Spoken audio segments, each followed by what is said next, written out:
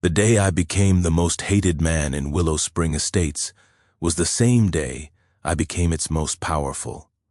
$350,000.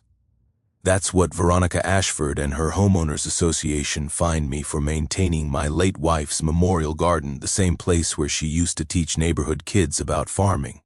What they didn't know was that I had 340 acres and 33 years of property rights to fight back with every deed, survey, and bankruptcy document.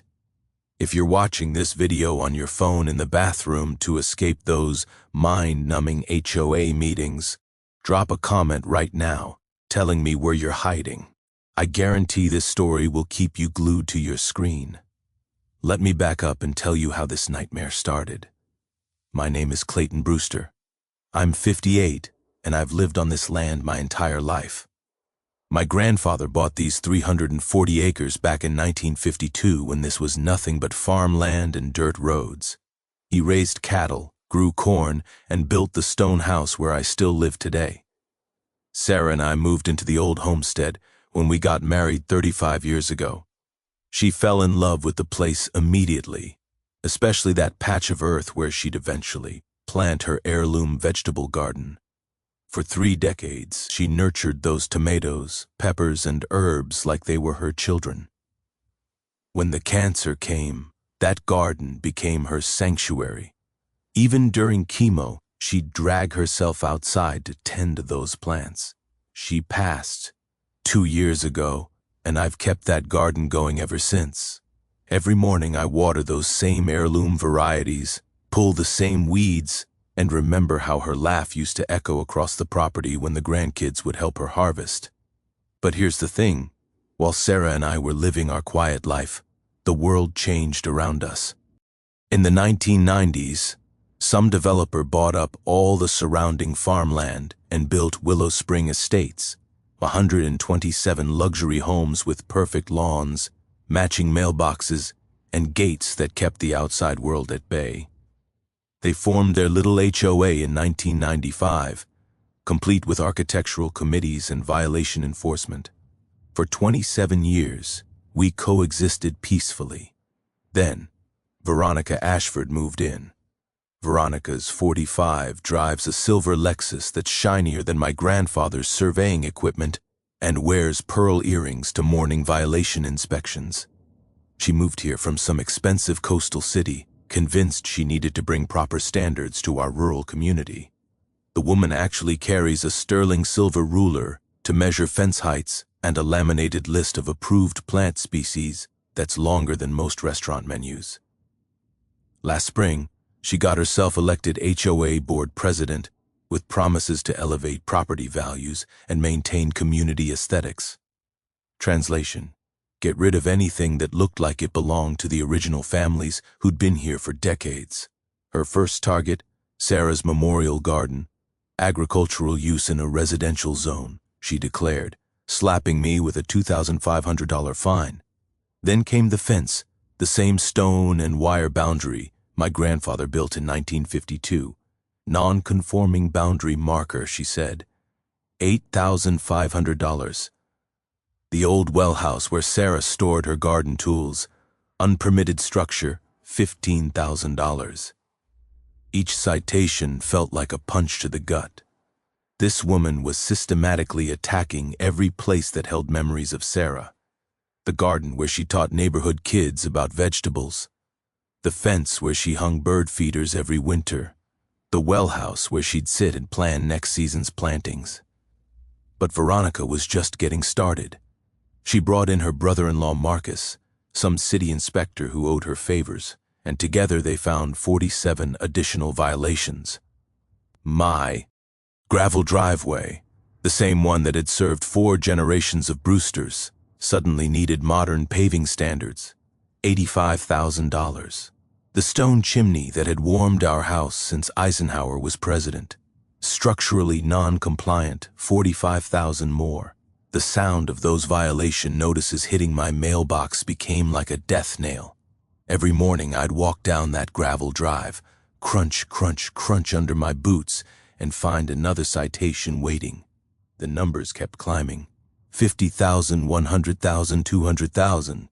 My insurance company started making noises about cancellation due to ongoing code violations. The bank sent lien notices. I was selling Sarah's antique furniture just to pay the initial fines, watching pieces of our life together disappear to fund Veronica's vendetta. But here's what Veronica didn't know, and what would eventually bring her whole house of cards crashing down. She was picking a fight with the wrong family on the wrong piece of land with a man who had nothing left to lose and everything to fight for. By month 3 of Veronica's reign of terror, the fines had climbed to $182,000, but she wasn't done. Not even close. One Tuesday morning, I heard the familiar purr of her Lexus pulling up my driveway, followed by the rumble of a city truck. Through my kitchen window, I watched Veronica emerge in her regulation HOA uniform. Navy blazer, those pearl earrings catching the sunlight, and that clipboard she wielded like a sword. Behind her came Marcus, the city inspector. Tall guy, soft around the middle with the kind of mustache that belonged in a 1980s cop show. He was Veronica's sister-in-law, NY's husband. Quite the family operation they had running.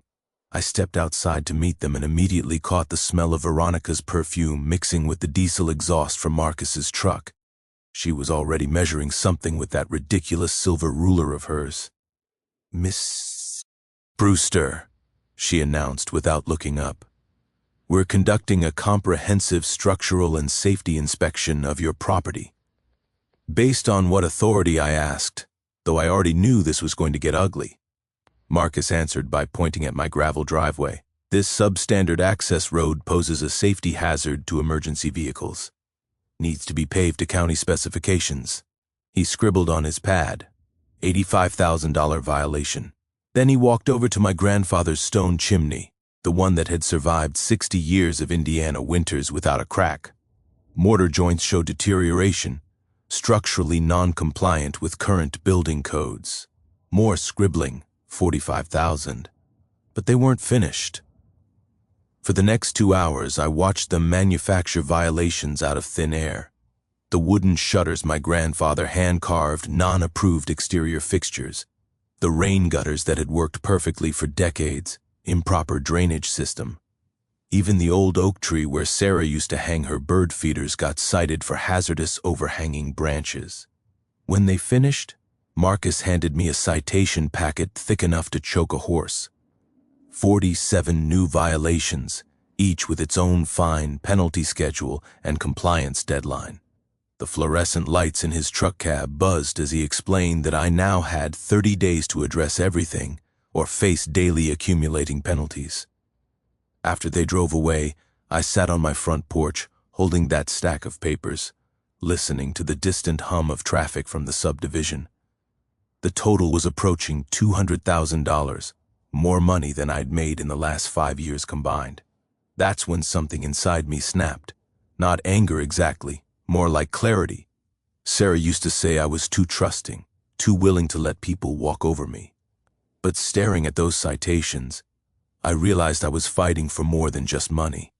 I was fighting for her memory, for my grandfather's legacy, for he right to exist on my own land without harassment. The next morning, I drove to the county courthouse. The basement records room smelled like old paper and forgotten promises with fluorescent lights buzzing overhead like angry insects. I started pulling property records, deeds, surveys, anything related to the original development of Willow Spring Estates. Most people don't understand how property law works, but I'd learned a few things during my years as a hydrogeologist. When you're drilling wells, you deal with property rights, easements, mineral ownership, all the complicated legal stuff that determines who owns what beneath the surface. What I found in those dusty filing cabinets made my heart race. The original 1987 deed for my grandfather's land sale wasn't a standard property transfer. It was something called a development rights lease. In simple terms, my grandfather had sold the right to build houses on his land, but he'd retained ownership of the land itself. Think of it like renting out your basement. The tenant can live there, improve it, even sublet it, but at the end of the lease, it's still your basement. The implications hit me like a lightning bolt. If my grandfather had only leased development rights, then technically. But when I tried to get copies of the supporting documents, Nancy, the county clerk, gave me the runaround. Those records might not be available, she said, avoiding eye contact. Sometimes older files get misfiled or damaged. Interesting how the sister-in-law of the city inspector suddenly couldn't locate the exact documents that might challenge the HOA's authority. I spent 3 more days in that records room, going through every box, every misfiled folder, every forgotten cabinet. Finally, in a box marked Development Projects, Miscellaneous, I found what I was looking for. A carbon copy of the original contract, complete with my grandfather's signature and a very specific clause about land ownership retention. The fines were now accumulating at $500 per day, but for the first time since this nightmare began, I felt hope stirring in my chest. Veronica thought she was dealing with a helpless old widow rower. She had no idea she'd just picked a fight with the actual landowner. 3 weeks later, Veronica called an emergency HOA board meeting. I wasn't invited, of course, but the results showed up in my mailbox the next morning. A foreclosure notice and a 30-day eviction order. According to the official letterhead from Piton and Associates, some high-priced law firm from Indianapolis, the HOA was exercising its right to foreclose on my property due to chronic non-compliance with community standards and failure to remit assessed penalties, totaling $247,000 to $247,000 for violations on land my family had owned since Harry Truman was president. I called my daughter Jessica in Portland that evening. She's an environmental lawyer out there, works with timber companies and water rights disputes. When I read her the foreclosure notice over the phone, the silence stretched so long I thought we'd lost connection. "Dad," she finally said, "this doesn't sound legal. HOAs can place liens, but foreclosure for code violations in 30 days without a court hearing. That's not how this works." "Well, their lawyer seems to think it's how it works," I said, staring at the stack of legal documents spreading across my kitchen table. "Says here I need to vacate the premises within 30 days or face criminal trespassing charges." Jessica was quiet for another moment. "Dad, I'm flying home this weekend. Don't sign anything, don't pay anything. And whatever you do, don't leave that house." But the financial pressure was crushing. Between the mounting fines and legal threats, I was bleeding money faster than I could earn it. I sold my grandfather's collection of surveying equipment, brass instruments that had mapped half the county back in the day. Then went Sarah's china set, the one her grandmother had given her for our wedding. Each sale felt like cutting away pieces of my life, but I needed cash for lawyers and research. That's when I called Eleanor Patterson. Eleanor, 73, runs a genealogy research service out of her home office and has a reputation for finding property records that everyone else claims don't exist. She's the kind of woman who remembers when the courthouse burned down in 1967 and knows which records got saved, which got lost, and which got accidentally misfiled by bureaucrats trying to cover up their mistakes. "Clayton," she said when I explained my situation, "you're talking about the old Clearwater Development Project. I remember when they first broke ground. Your grandfather was pretty upset about something back then, but nobody knew exactly what. Eleanor charged me $500 to do a complete property history search. 2 days later, she called with news that changed everything. "You need to sit down for this," she said. "I found the original survey maps from 1987. Your grandfather's 340 acres included the entire footprint of what's now Willow Spring Estates. Every house, every street, every common area, it's all built on the original Brewster farm. The implications were staggering.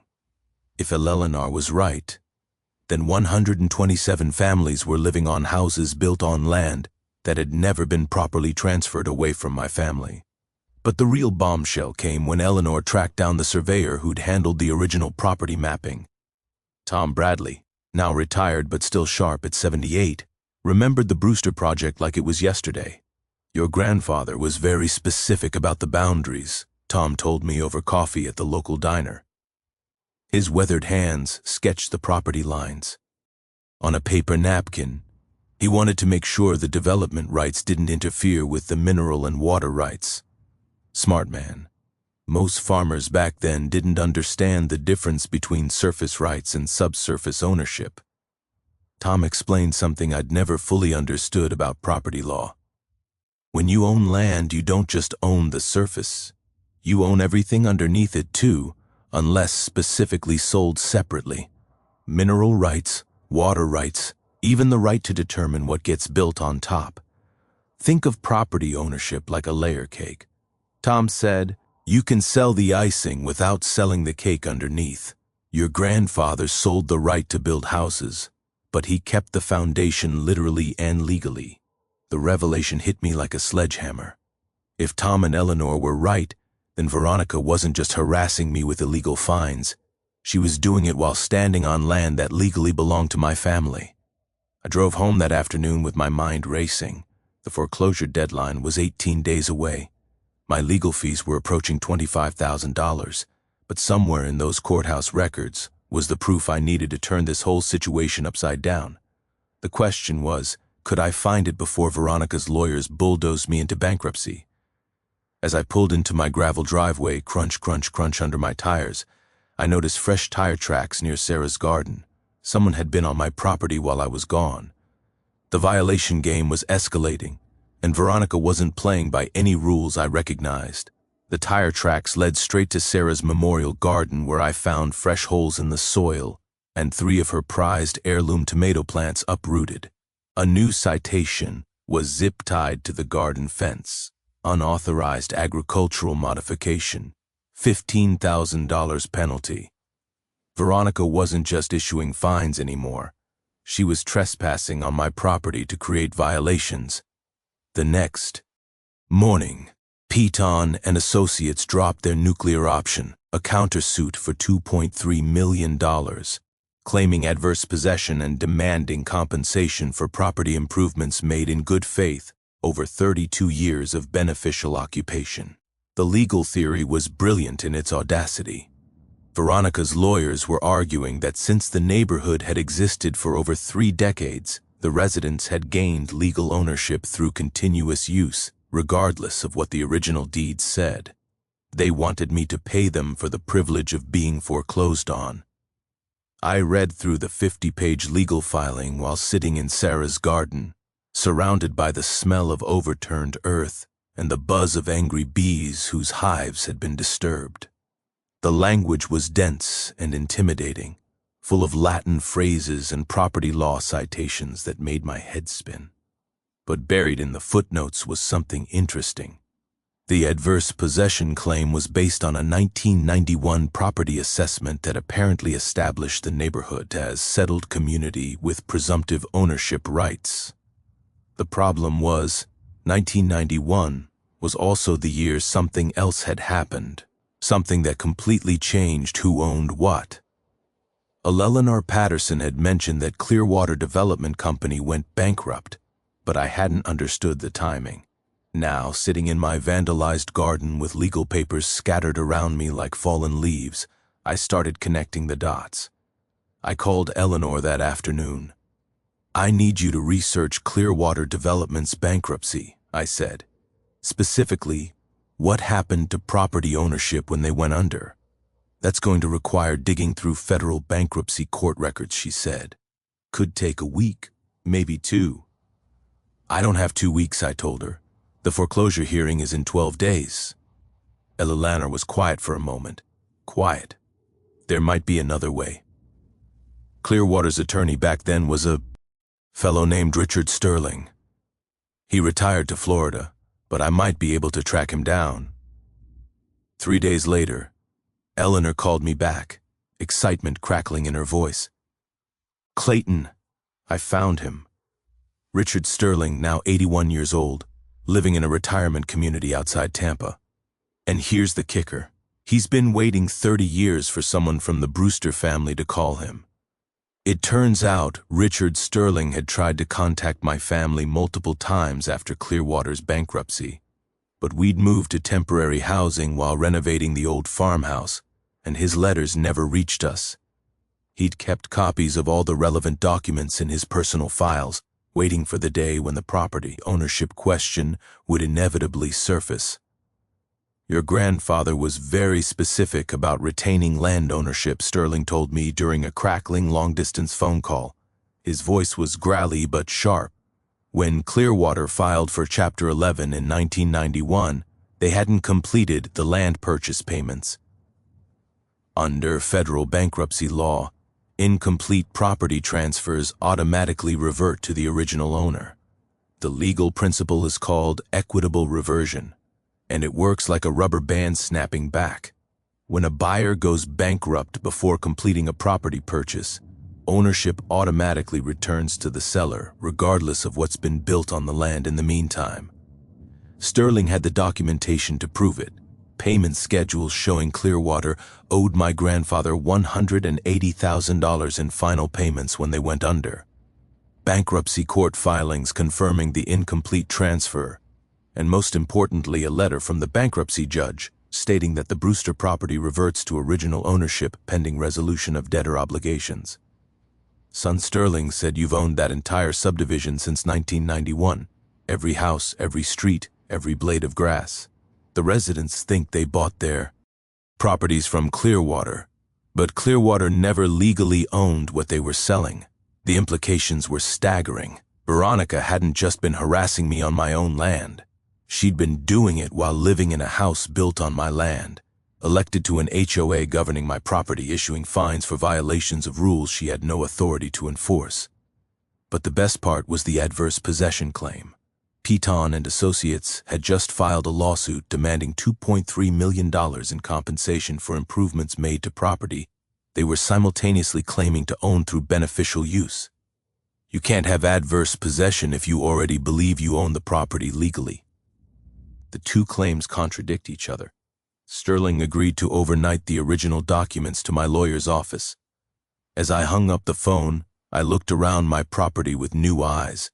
The gravel driveway Veronica wanted paved, my driveway on my land, the fence she'd cited as non-conforming, my fence marking my property boundaries. The woman had been standing in my backyard issuing me citations for code violations on my own property while living in a house she had no legal right to occupy. Tomorrow I was going to start issuing some violations of my own. Eleanor Patterson arrived at my house on a Thursday morning, carrying a leather satchel that looked older than both of us combined. Inside were photocopies of documents that would change everything. My grandfather's original safety deposit box contents, discovered at a bank that had been sold 3 times since 1987. "Clayton," she said, spreading the papers across my kitchen table, "your grandfather was smarter than anyone realized. The centerpiece was a contract dated September 15, 1987 between William Brewster and Clearwater Development Company. The language was crystal clear, written in my grandfather's careful handwriting with annotations in the margins. 99-year development rights lease," Eleanor read aloud. "Total consideration $89,000 paid in full. Land ownership retained by Brewster family in perpetuity." But that wasn't the most important part. Stapled to the back was a handwritten letter from my grandfather to his lawyer, explaining his reasoning. "I don't trust these city developers," he'd written. "They promise the moon and disappear when things go bad. I'm selling them the right to build houses, nothing more. When that 99 years is up, or if they fail to honor their obligations, this land comes back to my family clean and clear." Eleanor pulled out another document. Clearwater Development's bankruptcy filing from October 1991, just 4 years after the original agreement. The company had sold house lots to 127 families, promising them fee-simple ownership, full property rights. But according to the bankruptcy court records, Clearwater had never owned fee-simple rights to sell. They'd only leased development rights from my grandfather. "It's like renting an apartment and then subletting it to 100 families, telling each one they own the building," Eleanor explained. "The original landlord, your grandfather, still owns everything." The financial implications made my head spin. If I owned the land under all those houses, then technically every family in Willow Spring Estates had been living on my property without permission since 1991. 33 years of unpaid ground rent at current market rates, roughly $850 per month per lot, totaled over $28 million. But the real revelation came in the final document, a title insurance investigation report that Eleanor had commissioned independently. The report confirmed that Clearwater Development had committed massive title fraud, selling ownership rights they didn't possess to over 100 families. Every house deed in that subdivision is invalid, the title investigator had written. The UNDE. Relying land ownership was never properly transferred from the Brewster family. I sat back in my kitchen chair trying to process what this meant. Veronica Ashford, HOA president, violation enforcement officer, destroyer of Memorial Gardens, had been living in a house built on my family's land for the past 3 years. She'd been elected to govern property she had no legal right to occupy. She'd been issuing fines for code violations on land that belonged to me. The woman had been trespassing while writing me tickets for trespassing violations. Eleanor leaned forward, her eyes bright with the thrill of discovery. Clayton, you don't just own your grandfather's original farmhouse. You own the entire subdivision, every street, every common area, every perfectly manicured lawn. Veronica's been charging you $350,000 in fines for violating rules on your own property. I walked outside and stood in Sarah's memorial garden, looking across the subdivision that sprawled where our old pasture used to be. 127 families going about their daily lives, completely unaware that they'd been living on someone else's land for over 30 years. The power dynamic had just shifted completely. Veronica thought she was foreclosing on a helpless widow rower. What she was actually doing was evicting the landlord. The first thing I did was order signs, not just any signs, professional aluminum property markers from a company that specializes in legal notifications. 127 identical signs reading private property, no trespassing, Brewster Family Land Trust, with citations to the relevant state statutes about unauthorized occupation. While I waited for the signs to arrive, I called my daughter Jessica in Portland. "Dad," she said after I explained the situation, "this is the kind of property law case that makes headlines and careers. I'm taking emergency leave and flying home tomorrow."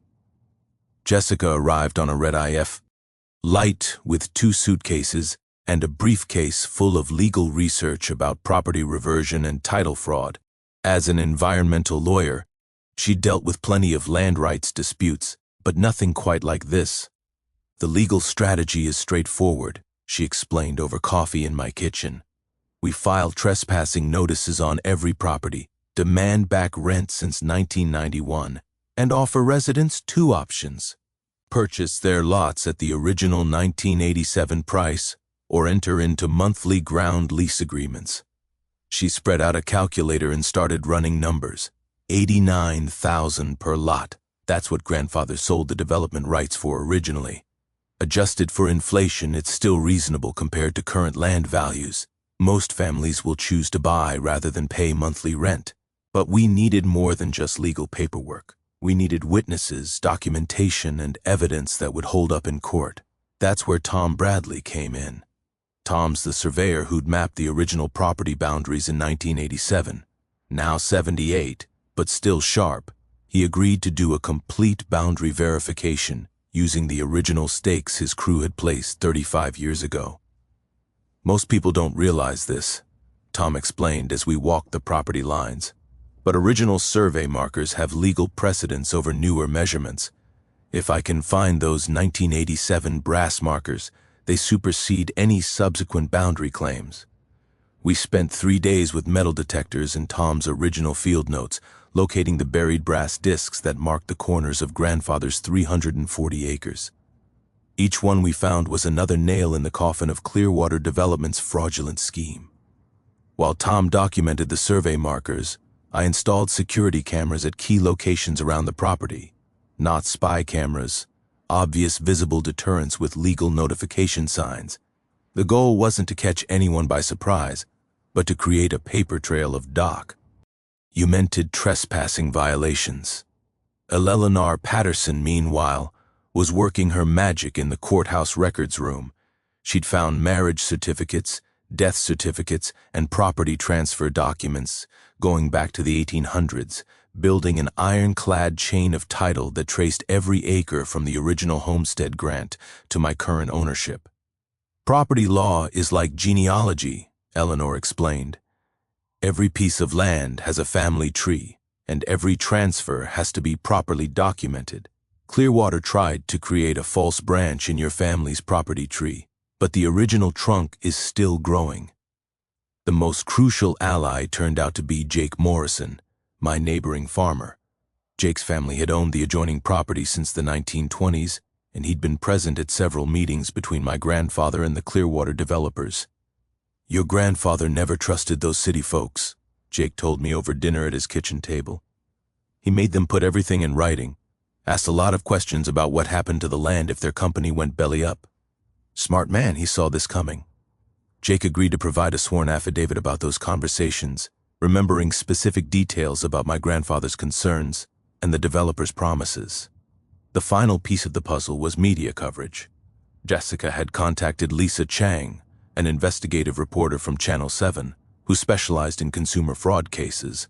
Lisa was fascinated by the scope of the title fraud and the David versus Goliath angle of an individual taking on an entire subdivision. "This has all the elements of a great story," Lisa said during our interview. "Corporate fraud, family legacy, property rights, and a community that had no idea they'd been living a lie for 3 decades. We scheduled the eviction notice delivery for the next emergency OA meeting. Jessica had prepared 127 individual trespassing notices. Ake 1 legally served and properly documented. Tom Bradley would present the survey evidence. Eleanor would explain the chain of title. Jake would testify about the original agreement, and Lisa Chang would film the whole thing.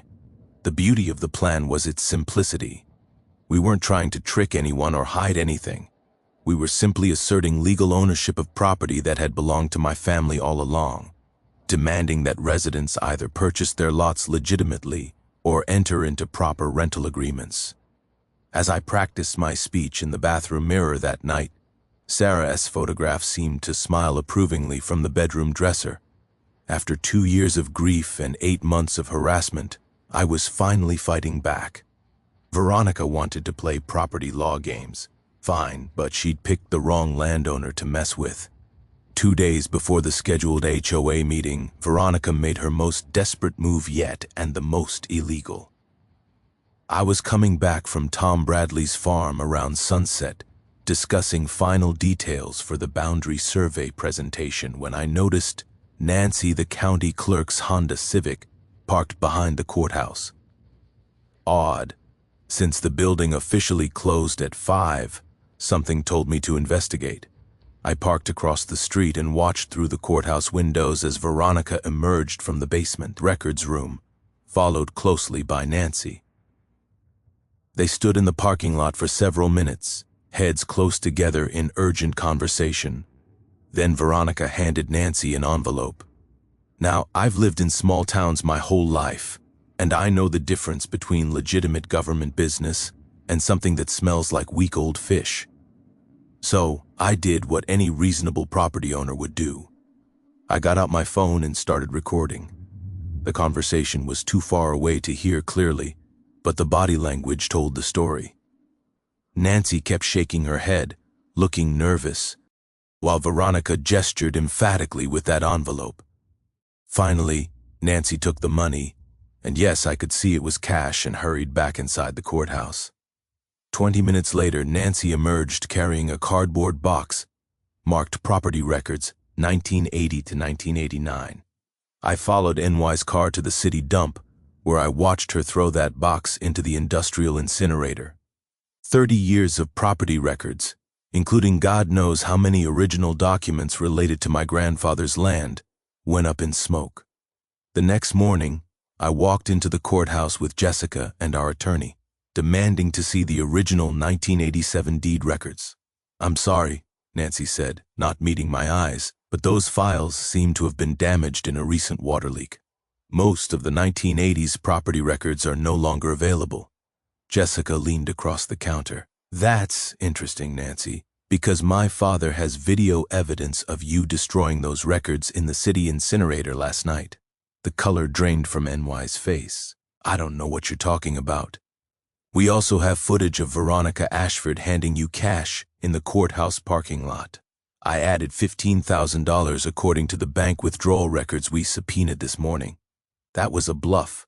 We hadn't subpoenaed anything yet, but it worked. Nancy started crying right there at the counter, confessing everything between sobs. Veronica had approached her 3 weeks earlier, after Eleanor Patterson had been requesting records. Nancy was supposed to make the inconvenient documents disappear gradually, but when she'd seen Eleanor's research getting close to the truth, Veronica had demanded immediate action.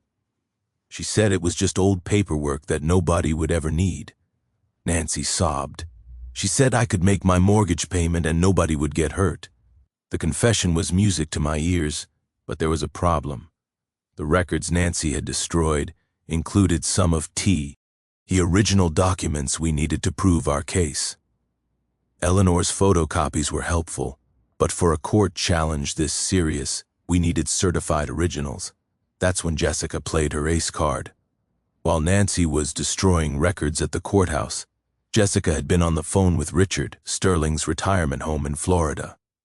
Sterling had agreed to overnight his complete file of Clearwater development documents, including original contracts, bankruptcy filings, and correspondence that Nancy couldn't touch. More importantly, Sterling had done something brilliant back in 1991. As Clearwater's attorney, he'd been required to file copies of all property documents with the State Land Commission in Indianapolis. Those records were beyond NY's reach, stored in a state facility that required federal court orders to access. Jessica had already contacted the State Land Commission. They confirmed that Sterling's filing was complete and available for review. Meanwhile, the bribery investigation was moving fast. I'd reported NY's confession to the State Ethics Board, and they'd launched an immediate inquiry into public corruption. Veronica faced potential federal charges for bribing a government official, plus state charges for interfering with legal proceedings. But Veronica wasn't done fighting. That afternoon, she escalated the violation game one more time, issuing a final citation that pushed the total fines to exactly $350,000. This time, she cited me for criminal trespassing during active foreclosure proceedings and threatened to have me arrested if I didn't vacate the property within 24 hours. The irony was so thick you could cut it with a chainsaw. Veronica Ashford, who'd been living illegally on my family's land for 3 years, was threatening to have me arrested for trespassing on my own property. Jessica just smiled when she read the citation. "Perfect," she said. "Shh. E just committed harassment under color of authority while under investigation for public corruption. The state attorney general is going to love this." As I fell asleep that night, I could hear the distant hum of traffic from the subdivision.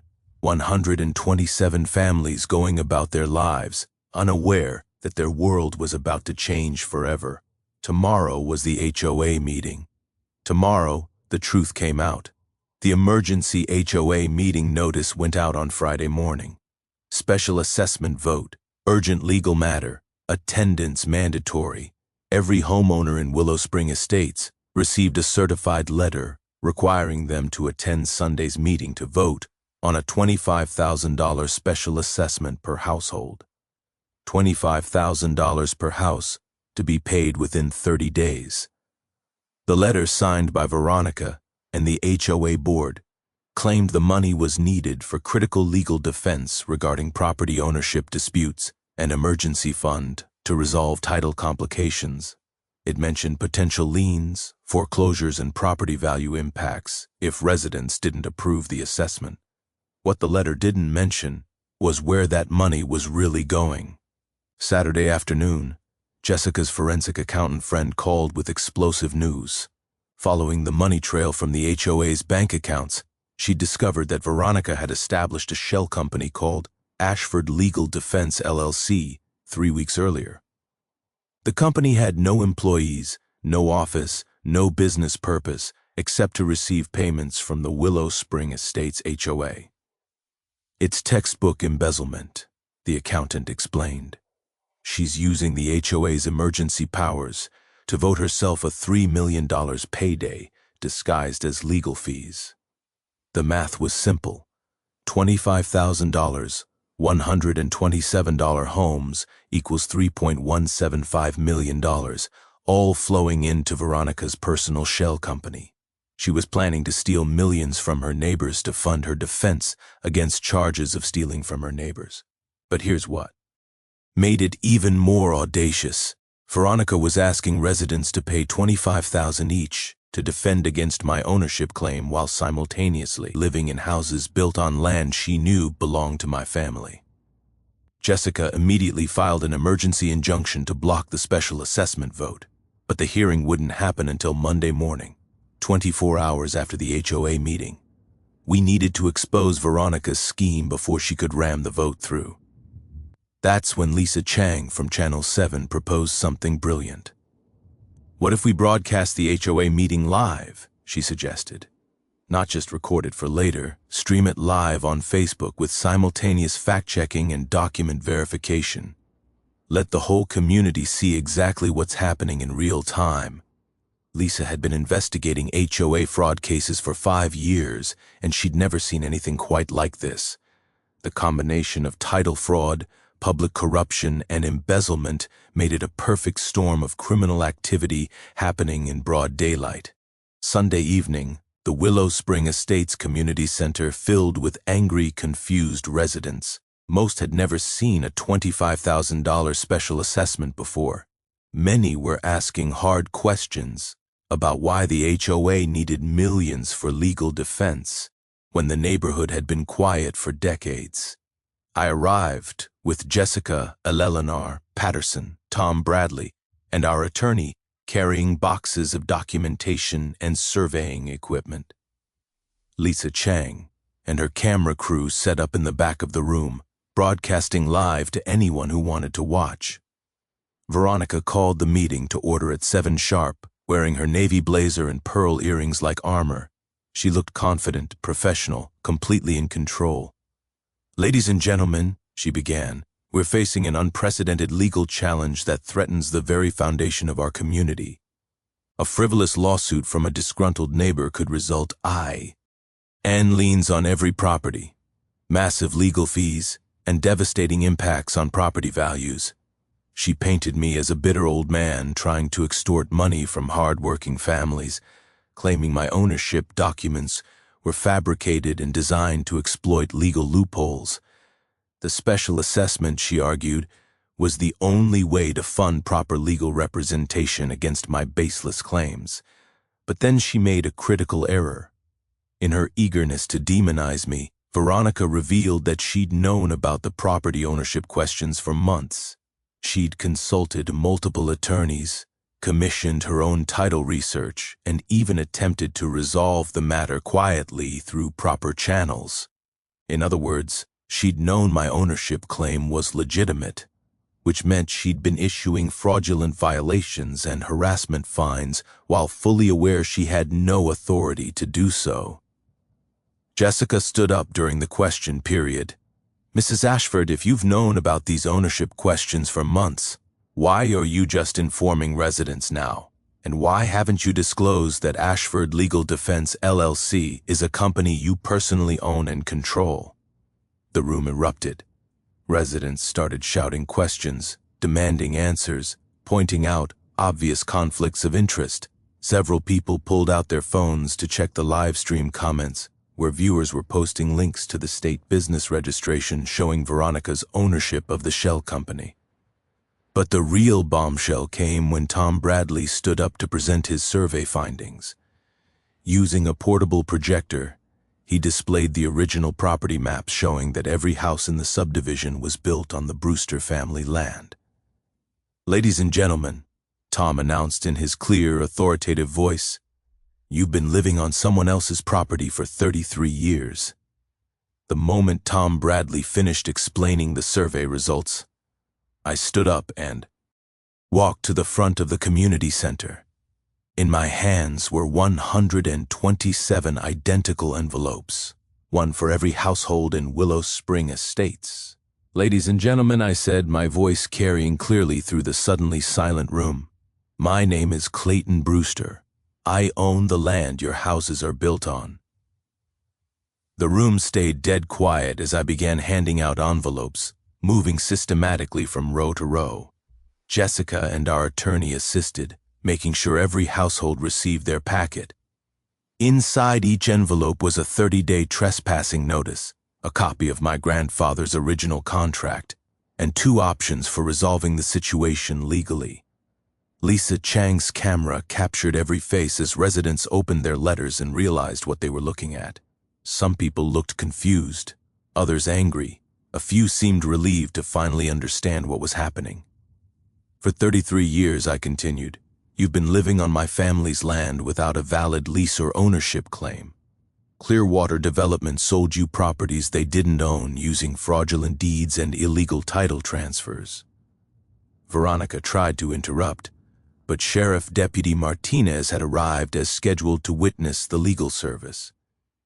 He held up his hand for silence. "Mrs. Ashford," Deputy Martinez said, "you need to let Mr. Brewster finish his statement." I took a deep breath and delivered the line Jessica and I had practiced. "You fined me $350,000 for code violations on my own property. Ladies and gentlemen, welcome to the Brewster Family Land Trust. Your rent was due 33 years ago. That's when the room exploded. Residents jumped to their feet, shouting questions, waving their trespassing notices, demanding explanations. Through the chaos, I heard fragments of angry conversations. "What do you mean we don't own our houses? How is this even legal? Did everyone know about this except us?" But the loudest voice belonged to Mrs. Henderso, N from Maple Street, who'd been fighting her own HOA violations for months. "Veronica," she shouted over the noise, "did you know about this when you voted for that special assessment?" All eyes turned to Veronica, who'd gone pale behind the head table. She opened her mouth to respond, but no words came out. That's when Jessica stood up with a thick folder of documents. "Actually," Jessica announced, "Mrs. Ashford has known about the legitimate ownership claim for months. She also established a shell company to embezzle the special assessment funds, and she bribed a county clerk to destroy property records." Jessica began reading from NY's signed confession, obtained that morning with immunity guarantees from the State Attorney General's office. The room listened in stunned silence as the full scope of Veronica's crimes became clear. Bribery, embezzlement, harassment under color of authority, and conspiracy to commit title fraud. But we weren't done yet. Eleanor Patterson had one more revelation that tied everything together. "The original developers who sold you these houses," Eleanor announced, "also defrauded the federal government out of rural development grants by claiming they owned land they'd only leased. The FBI has been investigating this case since 1993, but they could never locate the original landowner to confirm the fraud." She looked directly at me. "Until now."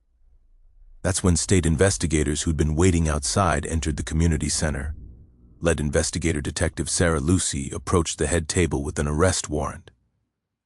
"Veronica Ashford," Detective Lucy announced, "you're under arrest for bribery of a public official, embezzlement, and interference with a federal investigation." The handcuffs clicking around Veronica's wrists were audible in the dead silent room. Lisa Chang's camera captured every moment as Veronica was led away in custody, her nana V blazer wrinkled, and her pearl earrings catching the fluorescent light one last time. But even with Veronica gone, we had 127 families to deal with, people who'd lived in their homes for decades, raised children, built lives, completely unaware they'd been victims of massive fraud. Deputy Martinez helped maintain order.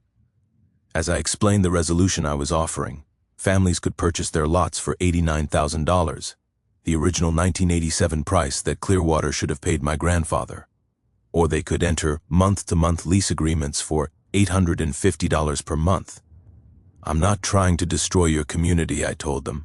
"I'm trying to fix a 33-year-old crime that victimized all of us." The meeting ended with residents forming small groups, discussing their options, asking questions about financing and legal procedures. Most seemed relieved to finally understand what had been happening, and grateful that I wasn't demanding immediate payment of back rent. As people filed out of the community center, Mrs. Henderson stopped to shake my hand. "Mr. Brewster," she said, "I've been fighting HOA violations for 2 years now. I know why. None of them had any legal authority to issue citations in the first place." She was right. For 3 decades, the residents of Willow Spring Estates had been governing property they didn't own, following rules enforced by people who had no legal standing to make them. 6 months later, Veronica Ashford was sentenced to 15 years in federal prison for public corruption, embezzlement, and conspiracy to commit mail fraud. The FBI investigation revealed that similar title fraud schemes had occurred in 12 other states, all connected to the original Clearwater Development Network. Nancy, the county clerk, received 2 years probation and community service in exchange for her cooperation with federal investigators. She lost her job, of course, but avoided prison time by helping prosecutors trace the paper trail of destroyed documents. The resolution for Willow Spring Estates turned out better than anyone expected. Of the 127 families, 89% chose to purchase their lots outright for the original $89,000 price. Most were able to secure financing through their existing mortgages, treating it as a refinancing rather than a new purchase. 38 families opted for the monthly lease agreements, primarily elderly residents on fixed incomes who preferred the predictability of rent payments over a large mortgage adjustment. The lease terms were generous, no rent increases for 5 years, and the option to purchase at any time without penalties.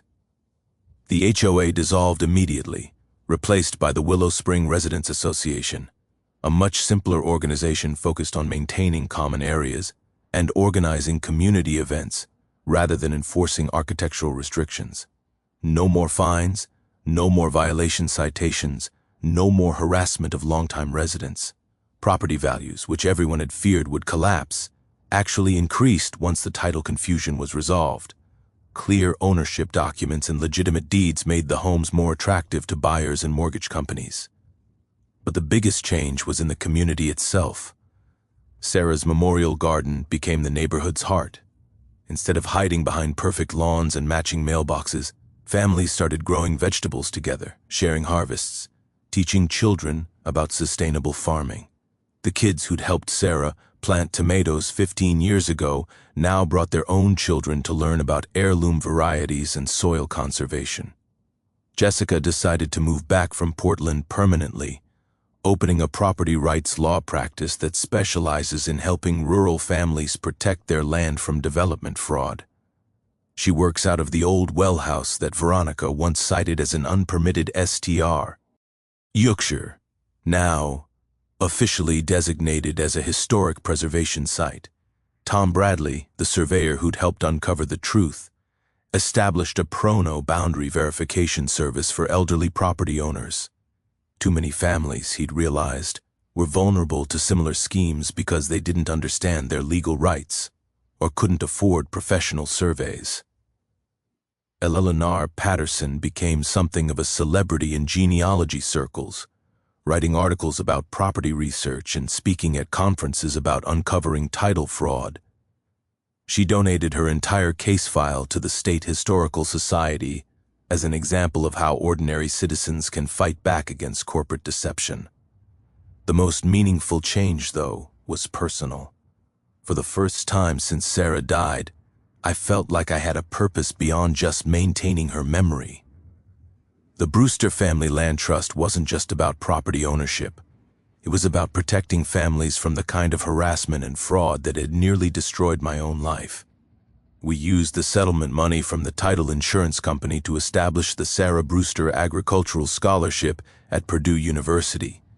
Every year, the program supports 5 rural students studying sustainable farming, environmental science, or agricultural law. The first recipient was Jake Morrison's granddaughter, who's now working on innovative water conservation techniques that would make my hydrogeologist career look simple. Last month, we hosted the first annual Willow Spring Harvest Festival in the community center, where Veronica's scheme had unraveled. Families brought dishes made from vegetables grown in their own yards. Children played games between the garden rows, and everyone celebrated the community that had emerged from the ashes of fraud and deception. Standing in Sarah's memorial garden as the sun set over our peaceful neighborhood, I realized something important. Veronica had tried to destroy the past.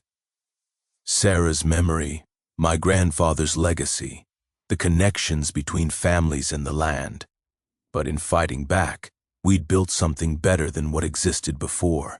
Sometimes the best revenge is creating a future that's stronger than the pain that came before it. Now I want to hear from you. Drop your HOA nightmare stories in the comments below. What's the worst violation citation you've ever received? The wildest story gets featured in next month's episode. And if you enjoyed this story of justice served cold, hit that subscribe button and ring the notification bell. Every Tuesday, we're exposing property scams, HOA abuse, and the kind of petty authority that makes life miserable for ordinary families. Because everyone deserves to feel safe on their own.